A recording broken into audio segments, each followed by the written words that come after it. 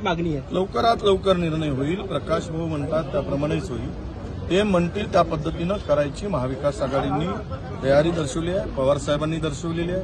4 ते 3 म्हणतात आम्ही 4-5 जागेपर्यंत येईल किंवा चर्चेनंतर पुन्हा कमी अधिक होतील त्यासाठीही आम्ही तयार आहोत.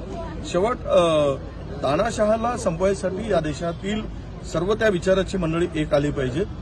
हा देशाच्या संरक्षणासाठी आणि लोकशाहीसाठी ही काँग्रेसची भूमिका आहे आणि त्या भूमिकेला आम्ही पक्के आहोत. प्रकाश आंबेडकर सुद्धा त्याच भूमिकेशी त्यांची मान आहे आणि अशा स्थितीमध्ये मला वाटतं की कुठेही अडचण येणार नाही आणि मी एका ताकदीनं लढू. वंचित बहुजन आघाडी वर्धेची जागा मागते.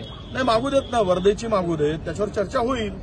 त्यांनी मागितली आहे हायकमांड बरोबर बसून आणि ज्यांना जी उपयुक्त पडेल आणि आघाडीचा धर्म म्हणून किंवा सगळे आम्ही एकत्र म्हणून लढवायचं ठरवलं असेल तर त्यामध्ये एक पाऊल मागे एक पाऊल पुढे जाऊन हे करण्याची गरज आहे. त्याची आमची तयारी आहे. शरद पवार गट देखील वर्धा लोकसभा जी आहे ती सीट मागते. अजून अद्याप कुठलाही निर्णय झालेला नाही. ही चर्चा आहे.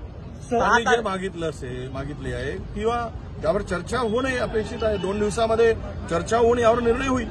संजय राऊत म्हणतात की 6 तारखेला महाविकास आघाडी सोबत प्रकाश आंबेडकर बोलतील आणि बैठकीमध्ये निर्णय होईल जागेसंदर्भात. बरोबर आहे, ते बोलले ते खरं आहे की परवाला आमची बैठक आहे, उद्याला मुंबईत बैठक आहे आणि त्यानंतर 3ही पक्षाचे नेते प्रकाश आंबेडकर साहेबांच्या बरोबर बसतील आणि निर्णय होईल. कर्ज मिळवून देणारी कर्ज हमी योजना जी आहे ती सरकारने सुरू केलेली आहे.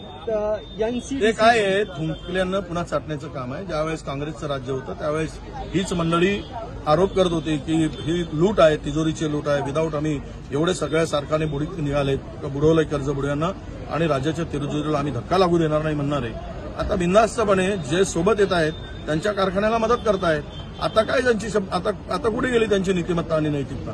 सत्तेसाठी वाटेल ते अशा पद्धतीची मंडळी आहे. सत्ता लोलूप मंडळी आणि सत्तेचे हावरट मंडळी ते कुठल्याही स्तराला जाऊन निर्णय घेऊ शकतात, हे सिद्ध झाले.